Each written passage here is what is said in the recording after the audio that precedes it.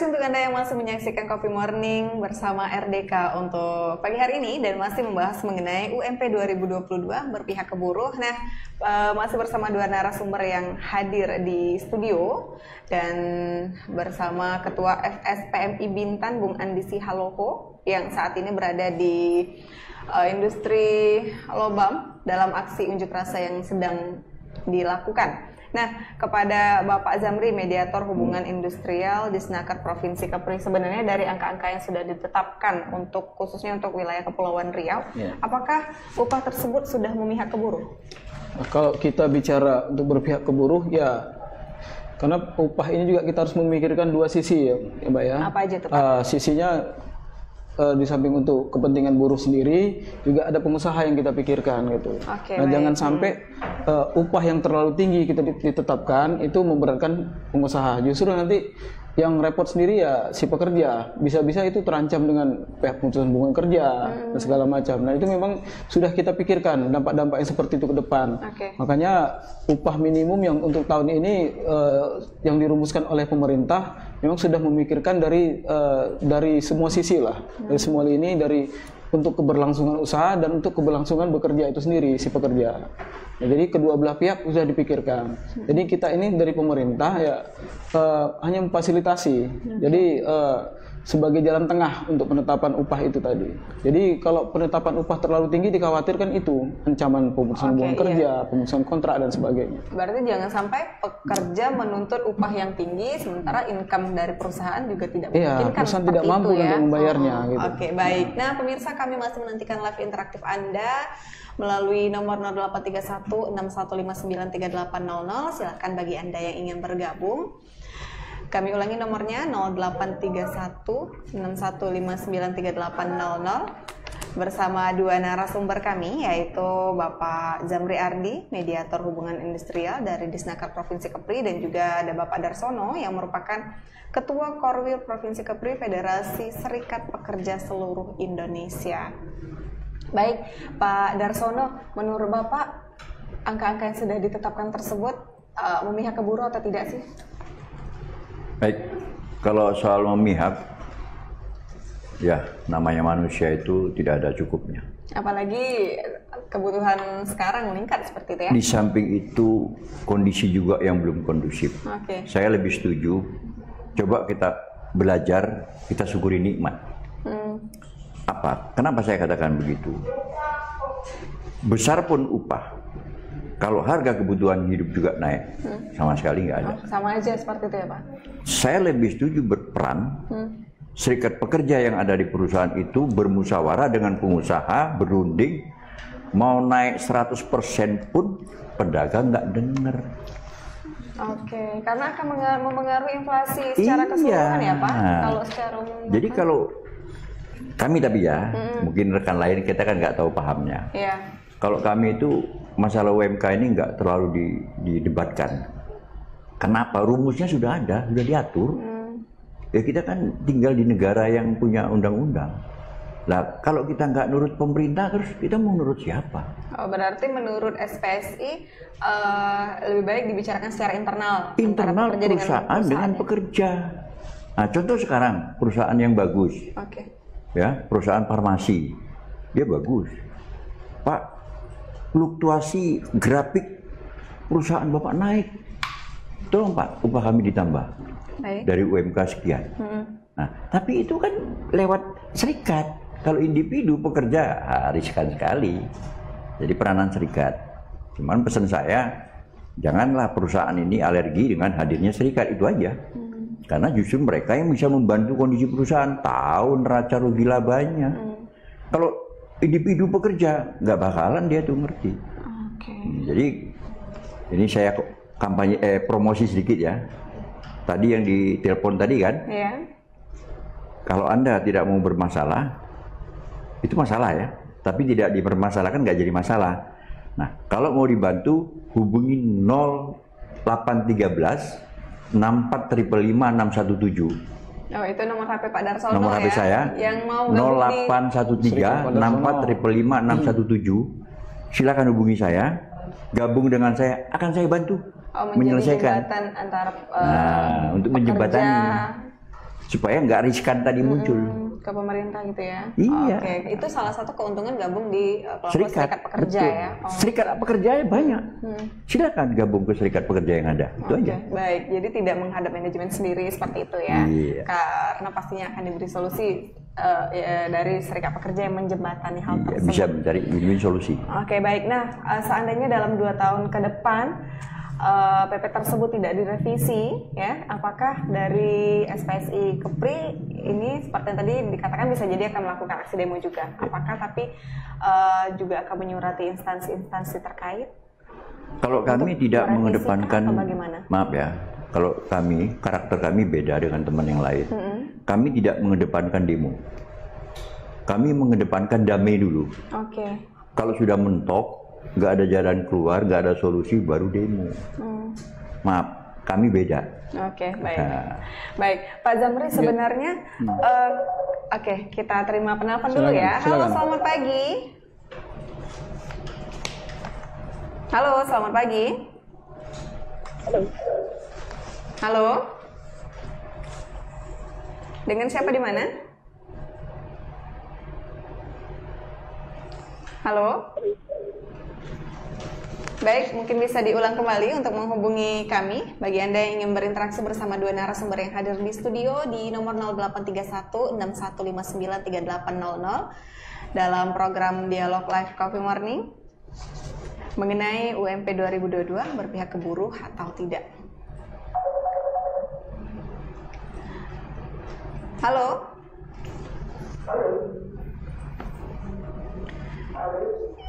Iya, dengan siapa di mana, Pak? Dengan Pak Raffi, Ketua Apindo Batam. Oh, Ketua Apindo Batam, baik. Ketua, apa kabar? Baik. Dengan siapa? Baik, Ketua Apindo, bagaimana Anda melihat aksi-aksi yang dilakukan oleh teman-teman buruh? Oh ya, kalau aksi ya tentu dijamin oleh undang-undang ya, kebebasan menyatakan pendapat. Cuman yang agak kita sayangkan adalah himbauan untuk mogok gitu ya, karena di dalam aturan mogok itu tidak boleh, artinya kalau menolak UMK, memperjuangkan upah minimum itu tidak boleh ada mogok kerja di situ, karena di dalam Undang-Undang Nomor 13 itu jelas bahwasanya untuk mogok kerja itu syaratnya adalah akibat gagalnya perundingan dan tuntutannya harus normatif. Jadi kalau ada karyawan yang kemudian ikut demo kemudian tidak masuk kerja, maka dia tidak bisa dihitung sebagai mogok kerja, tetapi itu mangkir. Nah ini yang kita sayangkan ya. Jadi ada himbauan untuk mogok kerja. Kalau menyatakan pendapat silakan saja, kalau unjuk rasa, demonstrasi ya, itu sah saja. Tapi jangan disamakan antara mogok kerja dengan unjuk rasa begitu. Jadi harus diluruskan di situ. Begitu, Mbak. Efektif nggak ya aksi demo yang dilakukan?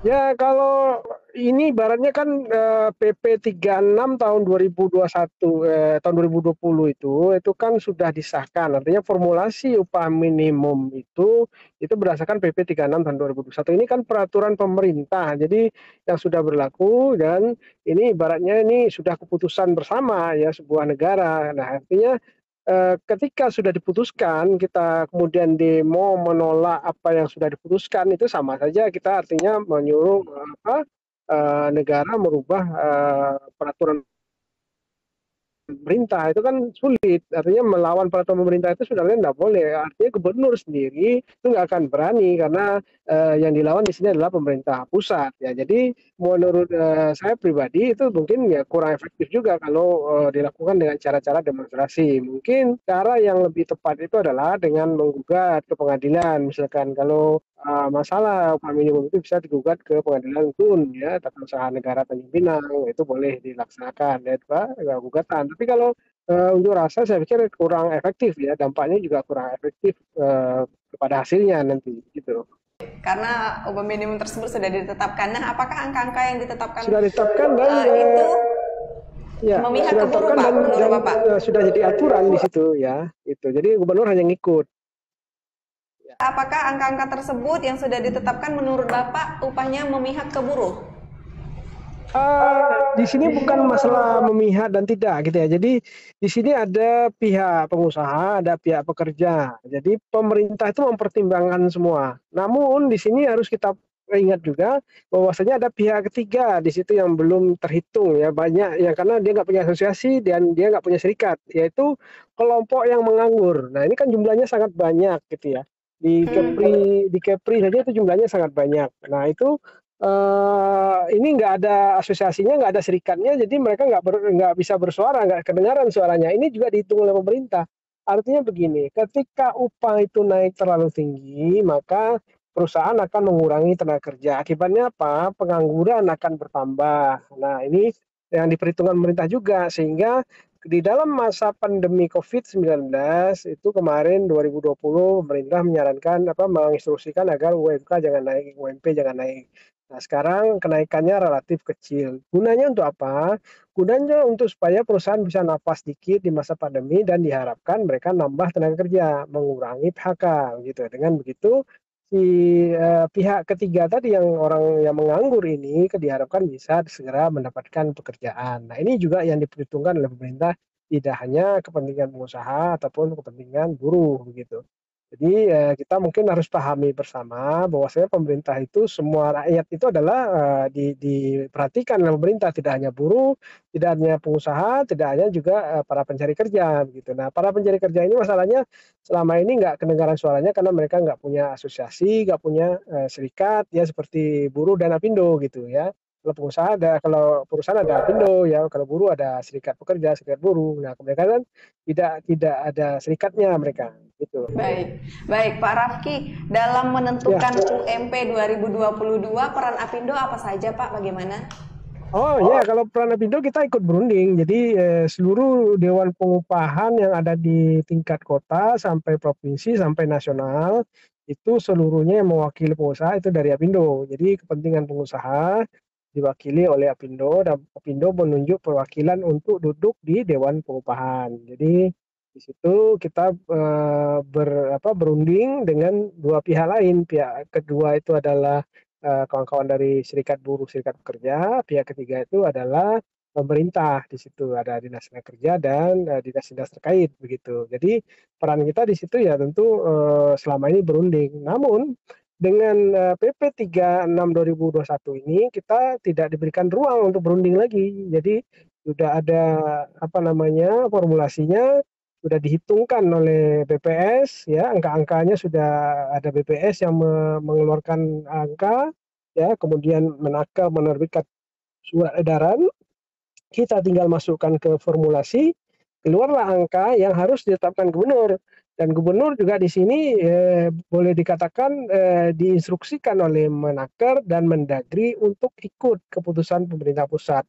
Jika tidak ikut, maka gubernur juga terancam kena sanksi begitu oleh pemerintah pusat. Nah, ini juga harus dipahami oleh kawan-kawan dari pekerja dan buruh. Jadi gubernur agak riskan lah kalau dengan demo merubah keputusan, karena ini juga gubernur sendiri mengikuti perintah dari pemerintah pusat begitu.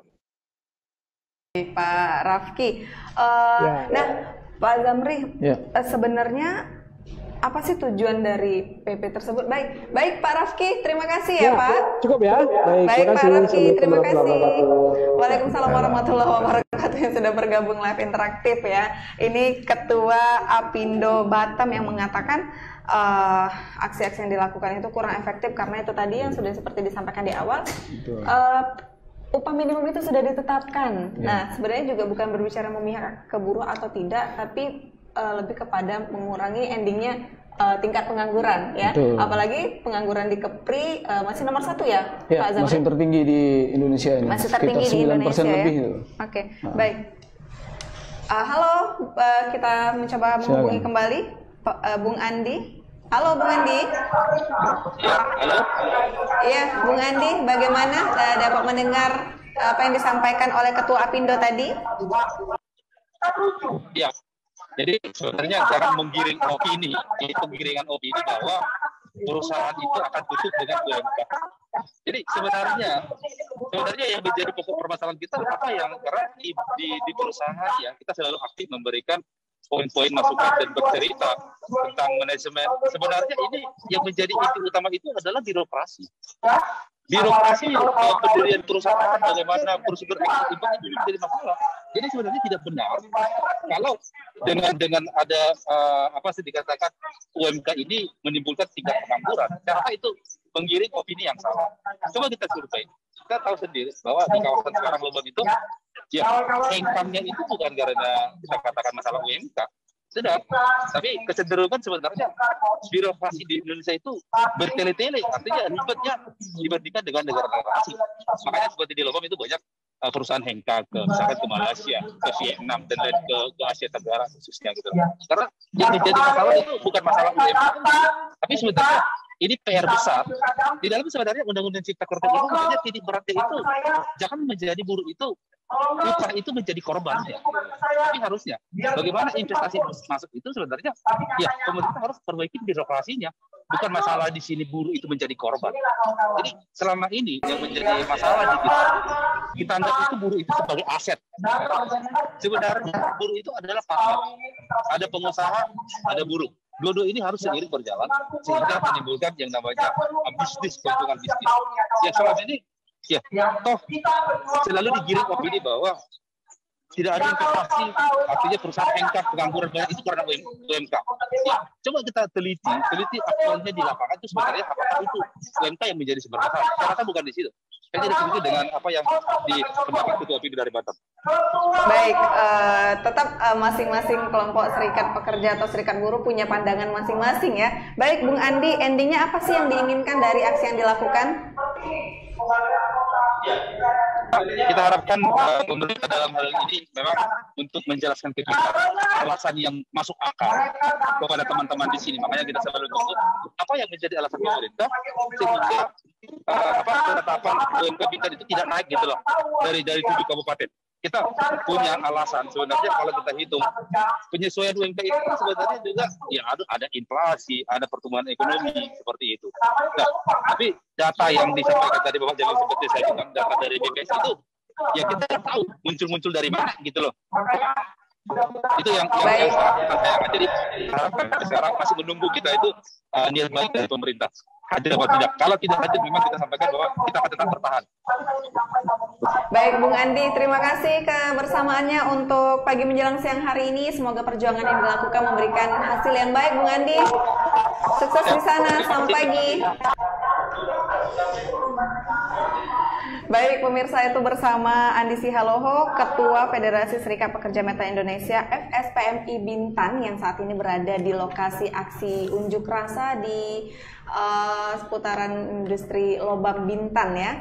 Baik, masih bersama berdua narasumber ini ya dalam dialog Coffee Morning. Ya, sebelum closing statement sedikit saya ingin menanyakan kepada Bapak Zamri, sebenarnya tujuan dari PP nomor 36 tahun 2021 itu apa sih Pak? Singkat saja. Ya, baik, tujuan dari pemerintah menerbitkan PP 36 ini adalah untuk menekan laju pertumbuhan upah minimum itu sendiri. Maksudnya gini, ada di beberapa daerah tertentu itu upah minimum sudah terlalu tinggi, dan kemudian ada di daerah lain juga upah minimum sudah masih terlalu rendah. Jadi kita pelan-pelan pemerintah ingin mempersempit kesenjangan itu sendiri. Perbedaan antara upah dari satu daerah dengan daerah lain. Jadi kesenjangan itu akan kita persempit. Jadi sehingga tidak memunculkan isu-isu sosial yang baru yang lain. Seperti misalnya daerah yang tertinggal tadi atau daerah upah yang rendah akan berbondong-bondong. Pasti kan ini berbondong-bondong ke daerah yang upahnya lebih tinggi. Dan itu nanti akan berpotensi akan menambah pengangguran di daerah yang upahnya sudah tinggi tadi, karena tidak semestinya akan ada kesempatan kerja yang diharapkan dari daerah itu tadi gitu. Nah, itu yang menjadi filosofi formula upah minimum itu tadi. Oke, baik Pak Darsono, closing statement dari Bapak. Kalau saya begini saja, kita nggak usah ribut masalah UMK. Tak ada arti. Kita lebih baik ribut di individu perusahaan. Itu lebih efektif. Kenapa? Kita ribut mau 100%, 150%, pedagang nggak bakalan dengar.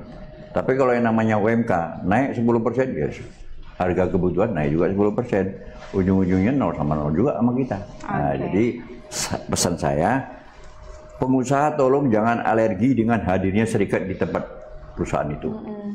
bina mereka dengan baik, ajak bicara dengan baik-baik. Oke, kalau dari Bapak seperti itu ya. Baik, kalau dari baik dari kami pemerintah, kita sama-sama kita hormati keputusan yang sudah ditetapkan oleh Bapak Gubernur. Jadi sebenarnya tujuan pemerintah adalah sangat baik sekali untuk melindungi para pekerja itu sendiri, juga untuk melindungi pengusaha. Jadi kita berada di tengah-tengah pemerintah, jembatan antara pengusaha dan pekerja itu sendiri. Jadi diharapkan semua pihak untuk mengikuti aturan yang ada, mematuhi proses yang sudah berjalan ini, dan semoga untuk kedepannya bisa berdampak untuk kesejahteraan pekerja itu sendiri. Gitu. Oke, baik. Kami ucapkan terima kasih untuk dua narasumber yang sudah hadir di studio dan untuk para penelpon yang bergabung di live interaktif kami dalam program Coffee Morning. Pastinya apapun peraturan yang pemerintah buat, itu pemerintah sudah memikirkan dampaknya untuk masyarakat. Seperti dalam hal ini bukan hanya untuk pengusaha, tetapi untuk para buruh dan juga para pekerja. Nah, pemirsa, kami juga mengucapkan terima kasih untuk Sanford air minum dalam kemasan diolah dari Gunung Lengkuas Kabupaten Bintan dengan tagline Anda adalah apa yang Anda minum, yang menjadi sponsor dalam program kami. Terima kasih Sanford. Dan pemirsa jangan lupa untuk menyaksikan Coffee Morning RDK setiap hari Kamis pukul 10 hingga pukul 11 waktu Indonesia Barat. Sampai jumpa dalam topik yang lain pula di minggu depan. Mohon maaf atas kekurangan. Selamat siang. Assalamualaikum warahmatullahi wabarakatuh. Waalaikumsalam warahmatullahi wabarakatuh.